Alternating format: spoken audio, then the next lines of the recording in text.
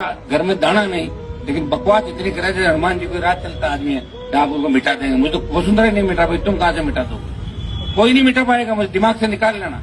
और ज्यादा 3-5 करोगे, ज्यादा बकवास करोगे, जिन ज्यादा बकवास की उनका भी देख लेना क्या हुआ राजस्थान में। किसी ज्यादा बकवास नहीं करें, अपना काम करें। और मैं किसी जाति के खिलाफ नहीं।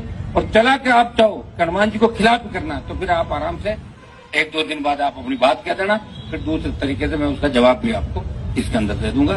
बाकी गलत तरीके से आप मुझे कमजोर समझ, अगर गाली गलौज फोन पे देके और इस तरह धमकियां दे रहे हो, मैं इसका आदी नहीं।